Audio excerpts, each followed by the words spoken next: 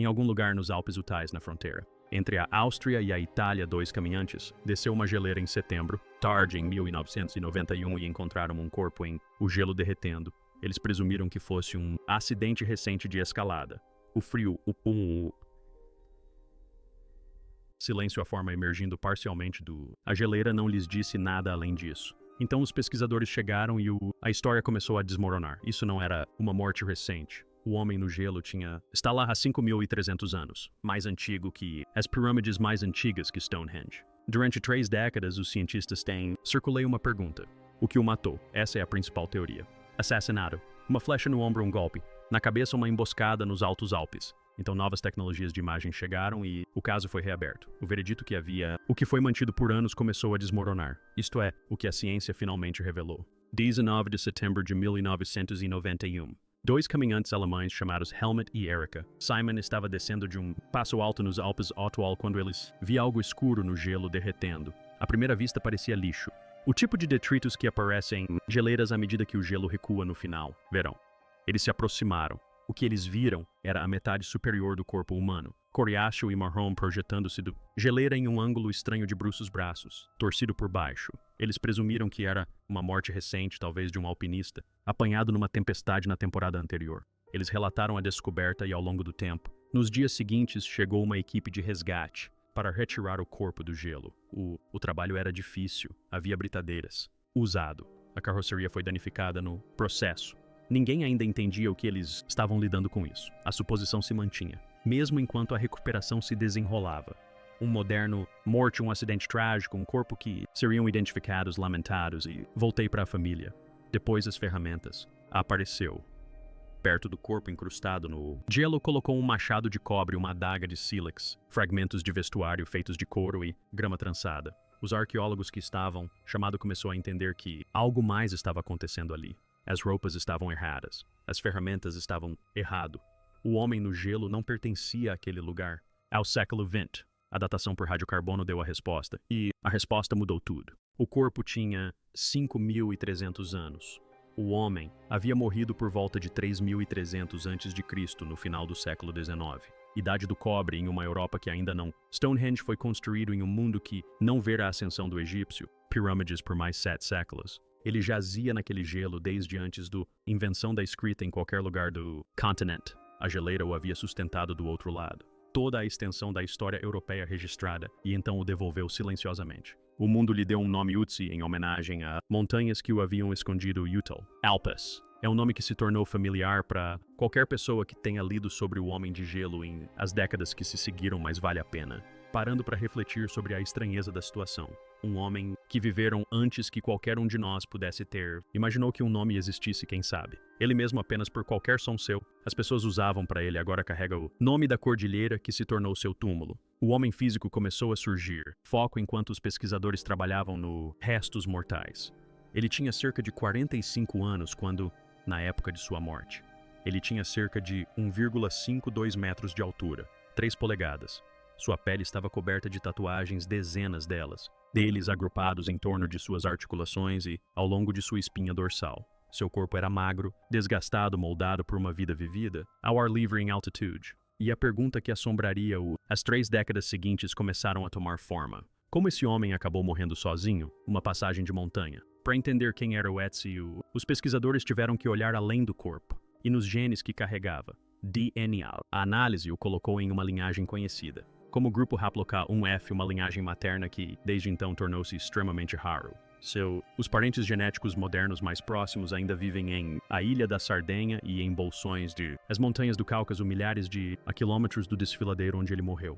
Isto não era um homem cujo povo Ele morava nos Alpes. Ele pertencia ao grande migração neolítica longa lenta, onda de agricultores e pastores que deslocaram-se pela Europa nos milênios, antes dele remodelando o continente como eles se foram. Ele era um eco distante daquilo. Onda vivendo no limite do seu alcance, no alto de uma paisagem onde ainda se pratica a agricultura, misturado com costumes mais antigos. Suas roupas contavam o resto da história. Cada camada a peça de roupa havia sido feita com costura manual, dos animais que seu povo conhecia. As polainas foram cortadas de cabra doméstica. Curo. Seu tapa-sexo era de pele de carneiro. Seu casaco exterior havia sido tecido junto com outras peças, de tiras de couro de cabra e ovelha. dispostos em um padrão que deve ter levou dias de trabalho com o paciente. Em sua cabeça, ele usava um gorro feito de pele nua. Em seus pés, sapatos que merecem um momento de destaque. Próprias. As solas estavam nuas. A parte superior era de couro de veado. O interior era repleto de rede de grama macia para isolamento contra a neve. Couro. As correias sustentavam toda a estrutura. Juntos. Eles foram feitos para o frio para terreno acidentado para o tipo de asa Watsi. Vinham fazendo isso há anos. Depois havia as engrenagens espalhadas ao seu redor. Um cobre. Machado sua cabeça presa a um cabo em forma de U com Kuro e alcatrão de bétula. Em seu mundo, o machado de cobre não era uma ferramenta comum. O marcou como alguém de status, alguém cuja comunidade tinha acesso a metal em uma época em que o metal era raro. Ele carregava uma adaga de sílex com uma lâmina de freixo, cabo de madeira revestido com palha trançada, bainha, um arco longo em forma de U mais alto que ele. Estava inacabado ainda em desenvolvimento. Aljava feita de couro chamois com capacidade para 14 flechas. Flechas, apenas 2 delas terminaram com pontas de sílex e penas. O resto eram poços em construção sendo preparados em os dias que antecederam sua morte. O kit dele parece o inventário de um homem que sabia como sobreviver em país difícil. Casca de bétula. Recipientes, um deles contendo brasas, cuidadosamente embrulhado em folhas de bordo para mantenha o fogo aceso em movimento. Ferramentas para afiar pederneira. Um tapete de palha trançada. Possivelmente uma capa para se proteger do clima. Medicinal. Fungos enfiados em tiras de couro, provavelmente usado como antibiótico ou isca para fogueira, ou ambos. Não se tratava de um viajante perdido que foi apanhado desprevenido. Por azar. Era um lenhador, um caçador, um sobrevivente totalmente equipado para as montanhas e fluente nelas, que torna ainda mais difícil o que aconteceu com ele. Para explicar, as roupas e os equipamentos contavam a história de como o Etsy se movia em seu mundo. O corpo contava a história do que era aquele mundo, o que tinham feito com ele. Os pesquisadores mapearam sua pele e contaram cerca de 60 tatuagens, pequenos grupos de linhas e cruzes tatuadas em sua pele. Eles não eram decorativos da maneira como as tatuagens modernas são decorativas. Elas se sentaram sobre suas articulações ao longo da parte inferior da coluna vertebral, sobre seus joelhos e tornozelos no lugares onde seu corpo teria sentido dor. A principal teoria é que eles eram terapêutico, uma forma de medicina primitiva, prática alívio da dor, marcado permanentemente. Na pele. Se essa teoria se confirmar, o Etsy terá a evidência mais antiga conhecida de tatuagem para fins medicinais em qualquer lugar do mundo. Seu estômago surpreendentemente havia se preservado. Sua última refeição. Pesquisadores identificaram a carne de Ibeck foi comida poucas horas depois dele. Morte. Iorn, trigo e cedo. Grãos domesticados, vestígios de samambaia. A samambaia é um enigma. Alguns sugerem que ele comia-o pelas suas propriedades medicinais. Outros acreditam que era usado para embrulhar alimentos. A maneira como as pessoas modernas usam papel alumínio ou folhas e que ele engoliu fragmentos junto com sua refeição. De qualquer forma, as últimas horas de sua vida incluíram uma refeição completa servida com calma e em quantidade suficiente. A paz que ele sentia ao mastigar e engolir a comida com o estômago cheio era indescritível. O que quer que lhe acontecesse em seguida ele não previa no momento da refeição. Seu corpo também carregava o registro de sua saúde gravado nas células preservadas pelo gelo. Ele era intolerante à lactose, incapaz de digerir o leite do qual sua cultura pastoril dependia. Ele carregava o caso mais antigo conhecido de doença de Lyme já encontrado em um ser humano. A bactéria ainda era detectável em seu tecido após mais de 5.000 anos. Suas articulações estavam desgastadas por décadas de caminhadas intensas. Artrite no pescoço, artrite na região lombar, artrite profunda no joelho direito. Seus pulmões estavam enegrecidos provavelmente por anos passados perto de fogueiras e em espaços fechados sem ventilação. Seus intestinos estavam infestados por parasitas tricocéfalos, um problema comum para as pessoas de sua época. As unhas curiosamente revelaram-se um dos registros mais ricos. As unhas crescem lenta e constantemente, preservando em suas camadas a assinatura química do estresse do corpo. Os pesquisadores examinaram seu corpo e encontraram linhas que indicavam períodos de estresse físico significativo ou doença nos meses que antecederam sua morte. Algo o vinha debilitando muito antes de ele escalar a montanha. Seja por doença, fome, medo, ou os três, seu corpo vinha sofrendo pressão há algum tempo. Surge a imagem de um homem que viveu intensamente e com afinco, que trabalhou até a meia-idade, em um mundo que consideraria 45 anos como velho, que conviveu com ferimentos, infecções e dores crônicas em seu dia a dia. Nenhuma dessas condições o matou. Ele não estava morrendo de doença quando chegou a esse ponto. Algo mais completou o trabalho, e essa era a pergunta que ninguém conseguia responder. Durante a primeira década após sua descoberta, a questão de como Otzi morreu permaneceu sem resposta. Os pesquisadores trabalharam no corpo, catalogaram os equipamentos, dataram os tecidos e mapearam as tatuagens. A causa da morte permanece incerta. O corpo não apresentava ferimentos fatais evidentes. O equipamento estava intacto. A história daquelas últimas horas na montanha se recusava a se desvendar. Então, em 2001, 10 anos depois de os alpinistas o terem encontrado, um radiologista realizou exames de imagem avançados no corpo e viu algo que ninguém havia notado antes. Uma pequena forma densa enterrada profundamente no ombro esquerdo de Oz, logo abaixo da clavícula.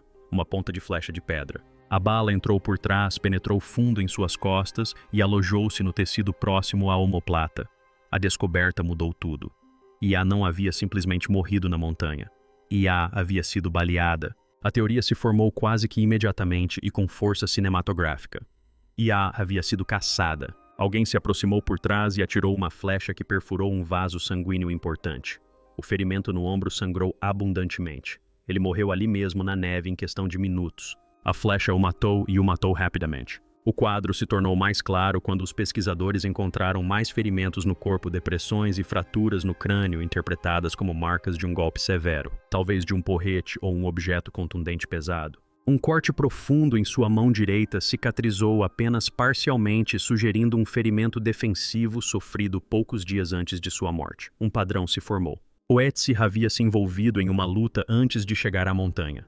Ele escapou sangrando e subiu para um terreno mais alto. Seus agressores o seguiram. Eles o pegaram no desfiladeiro. A flecha veio primeiro. O golpe na cabeça o matou. Era uma narrativa convincente e respondia à pergunta que havia atrasado a investigação por 10 anos. Otzi tornou-se vítima de assassinato, o caso arquivado mais antigo da história. A história ultrapassou os limites dos artigos acadêmicos e chegou ao mundo todo. Documentários a recontaram. Exposições em museus a apresentaram. Livros didáticos a incluíram. Oates, o guerreiro. Otzi, o fugitivo. Betsy abatido por seus inimigos na neve. A teoria tinha o peso das evidências físicas a seu favor. Uma ponta de flecha no corpo, fraturas no crânio, um ferimento defensivo na mão. A cronologia coincidia, os ferimentos coincidiam, o cenário era coerente.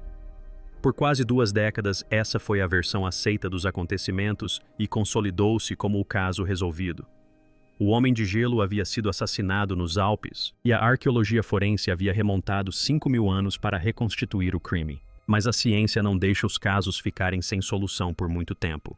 Novas tecnologias de imagem já estavam surgindo. Novas técnicas forenses já estavam sendo desenvolvidas. E quando uma nova equipe examinou o corpo com ferramentas que não existiam em 2001, eles viram algo que não correspondia em nada à história. A equipe era da Universidade de Zurique e trouxe uma geração diferente de ferramentas para o corpo. Tomografias computadorizadas de alta resolução capazes de resolver estruturas em um nível que os exames de imagem originais não conseguiam alcançar. Patologia forense detalhada desenvolvida na medicina de trauma moderna. Técnicas analíticas que não existiam quando a ponta de flecha foi descoberta em 2001. Eles não buscavam refutar a teoria do assassinato, mas sim compreender melhor os ferimentos. O que descobriram obrigou a reescrita da história. A flecha veio primeiro. As novas tomografias permitiram aos pesquisadores visualizar o trajeto da ponta da pedra através do tecido com uma clareza que as imagens anteriores não haviam apresentado. O projétil havia entrado pelas costas e se alojado próximo à omoplata, como todos já sabiam. Mas a profundidade de penetração revelou-se menor do que a interpretação inicial havia presumido. A flecha rompeu um vaso sanguíneo, sim, causou sangramento, sim, mas não atingiu uma artéria principal. Não abriu o tipo de ferimento que esvazia um corpo em minutos.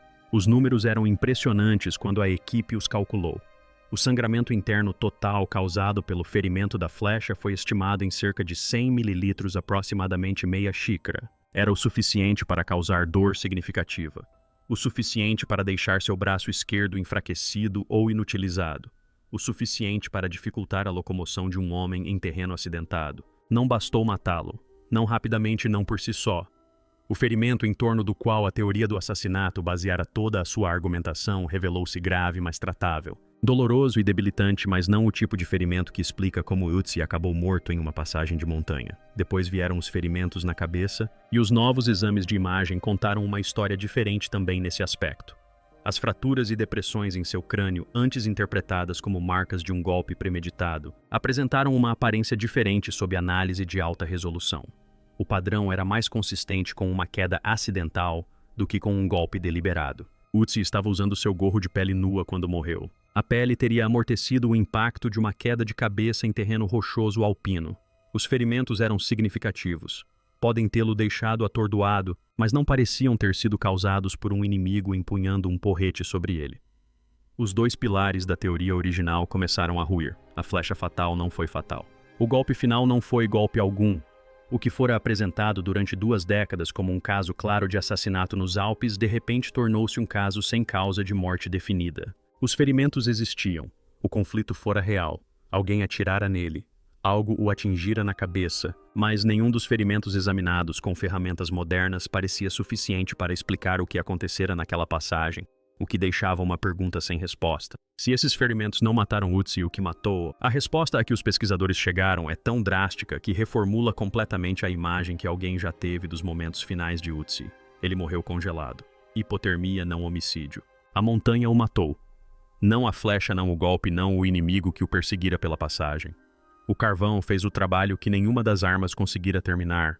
A reconstrução daquelas últimas horas, quando a equipe juntou as peças do quebra-cabeça, é bem diferente da história do assassinato. Utsi estava ferido. A flecha atravessou suas costas e deixou seu braço esquerdo enfraquecido, possivelmente inutilizável. Ele sangrava, embora não muito. Talvez estivesse atordoado por causa de uma queda com a cabeça latejando no local onde bateu nas rochas. Ele estava no alto de uma passagem perto do pico de uma montanha bem acima da linha das árvores, no ar rarefeito e no frio cortante. Independentemente do que o tivesse levado até lá, fosse uma perseguição, uma fuga ou uma decisão tomada em pânico, ele agora estava preso, incapaz de se mover rapidamente. Incapaz de descer antes que o tempo piorasse, incapaz de encontrar o tipo de abrigo que poderia tê-lo mantido vivo durante uma noite em altitude. E o tempo mudou. Nos Alpes isso acontece rápido e sem aviso prévio. As nuvens se aproximaram, a temperatura caiu, o vento aumentou e, já ferido, já debilitado, já lesionado por uma queda, encontrou-se exposto em uma crista, sem nada entre ele e o frio além das roupas que vestia. Seu corpo começou a reagir como qualquer corpo reage nessas condições. Sua temperatura corporal central começou a cair, seu sangue foi direcionado para os órgãos que mais precisavam. Suas extremidades ficaram geladas. Seu raciocínio começou a ficar lento. A hipotermia é uma assassina silenciosa. Ela não chega com violência. Chega com confusão, sonolência e uma perda gradual de coordenação. A vítima muitas vezes não entende o que está acontecendo. Ela se senta para descansar, fecha os olhos, acredita que vai se levantar em instantes, mas não se levanta. Pesquisadores estimam que Utsi sucumbiu em um intervalo que variava de alguns minutos a algumas horas após ficar imobilizado pelas condições de congelamento. De qualquer forma, o final foi lento, doloroso e solitário. Uma morte que se desenrolou ao longo do tempo em vez de acontecer de uma só vez. É um cenário mais difícil de assimilar do que a própria história do assassinato. Um homicídio limpo termina rapidamente. A morte de Utsi não foi. Ele teve tempo para entender o que estava acontecendo. Teve tempo para saber que ninguém viria buscá-lo. Teve tempo para sentir o frio consumi-lo pedaço por pedaço em uma crista da qual não podia sair. O conflito ainda era real. Alguém havia atirado nele. Essa pergunta não desaparece. Mas a causa da morte muda de assassinato para algo mais antigo e indiferente do que qualquer inimigo. A montanha o havia levado, e a montanha o havia mantido por 5.000 anos. Retornou ao cume, ao frio, ao silêncio. 500 e 300 anos é um período quase impossível de assimilar. Impérios surgiram e se dissolveram nesse tempo. Línguas que outrora abrangiam continentes agora são conhecidas apenas por especialistas. E, no entanto, em uma passagem entre a Áustria e a Itália, um homem resistiu. Não porque alguém tenha escolhido preservá-lo, não porque algum escriba tenha registrado sua história, mas porque a montanha o acolheu e o guardou. A ciência se aproximou da verdade sobre como ele morreu. Um ferimento que não o matou. Um frio, sim. Uma última hora passada sozinho em uma crista da qual não podia sair. Mas o próprio homem, a vida, o medo, a última escalada, permanecem além do alcance de qualquer análise. Utsi não é mais apenas uma vítima de assassinato. Ele é um mensageiro de um mundo anterior à escrita, carregando uma história que o gelo está apenas começando a contar.